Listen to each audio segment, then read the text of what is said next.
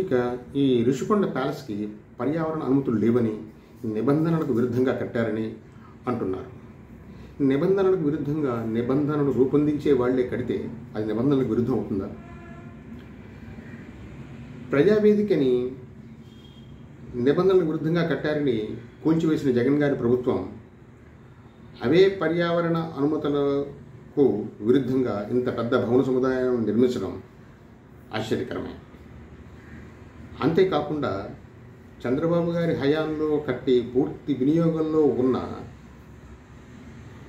కాటేజీలకి పర్యావరణ అనుమతులు ఉన్నాయి అనుకుంటే వాటిని కొట్టివేసి ఈ కొత్త వాటిని నిర్మించడం అనేది చూస్తూ ఉంటే మనకు ఒక విషయం ఆశ్చర్యకరంగా తోస్తుంది. అదేమిటంటే పర్యావరణ అనుమతులు ఉన్న కాటేజీలను కొట్టివేసి పర్యావరణ అనుమతులు లేని కాటేజీలు నిర్మించడం చూస్తూ ఉంటే మనకి ఈ పర్యావరణ అనుమతుల్లోనే ఏదో లోపం ఉంది అని మనకు అనిపిస్తుంది. ఈ పర్యావరణ అనుమతులు అభివృద్ధి నిరోధకంగా మారాయేమో అని మనకి తోస్తుంది. ఎందుకంటే మన నాయకుల విజన్కి అడ్డు రావడం అంటే అది అభివృద్ధి నిరోధకమే కదా. కాబట్టి ప్రభుత్వం మారినప్పుడల్లా మన పర్యావరణ అనుమతులు మన నాయకులతో చర్చించి మార్పులు చేర్పులు చేసుకోవడానికి మనం ఎన్జిటి వారికి అంటే నేషనల్ గ్రీన్ ట్రిబ్యునల్ వారికి అవకాశం ఇవ్వాలి. ఈ విషయంలో ఎన్జిటి వారు మన మున్సిపల్ అధికారుల నుంచి నేర్చుకోవాల్సింది ఎంతైనా ఉంది. అంటే ఈ మార్పులు చేర్పులు చేయడం విషయంలో అదేమిటంటే ఉదాహరణ ఇస్తాం. ఒక బిల్డర్ ఉన్నాడు అనుకుందాం. ఆయన ఒక 10 ఇండిపెండెంట్ ఇళ్ళు కట్టాడు. ఆయన ఆ ఇండిపెండెంట్ ఇళ్ళు అన్నీ మున్సిపల్ రూల్స్కి వ్యతిరేకంగానే కట్టాడు. అంటే ఆయన మున్సిపల్ ఆఫీస్కి సబ్మిట్ చేసిన ప్లాన్ ఒకటి, ఆయన కట్టిన బిల్డింగ్ ప్లాన్ ఇంకొకటి, అన్నిటికీ ఒకే రకమైన తేడాలు ఉన్నాయి. కానీ అందులో సగం బిల్డింగులకి నో అబ్జెక్షన్ సర్టిఫికేట్ వచ్చేసింది, మిగతా సగం వాటికి రాలేదు. ఇది మీకు ఆశ్చర్యంగా తోస్తుందా?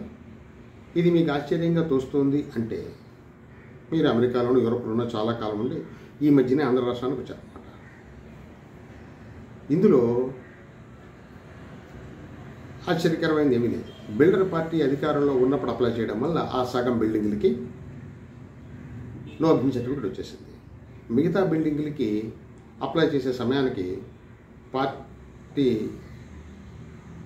కొత్త పార్టీ అధికారంలోకి రావడం వల్ల ఈయనకి రాలేదు. అయ్యో మరి ఇప్పుడు ఈ బిల్డింగ్లన్నీ కూల్చేయాల్సిందేనా,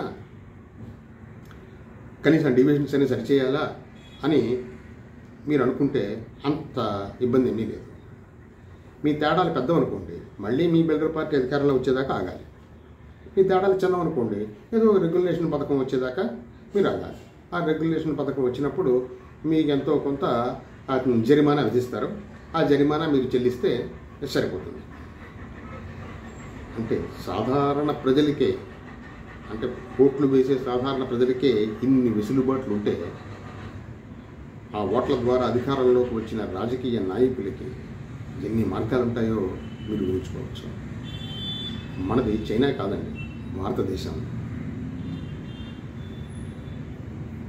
కాబట్టి నిబంధనలకు విరుద్ధంగా, అంటే ముఖ్యంగా పర్యావరణ అనుమతులు లేకుండా ఆ పర్యావరణ అనుమతులకు విరుద్ధంగా బిల్డింగులు కట్టారు అన్నది పూర్తిగా బొత్తిగా పసలేని వాదం.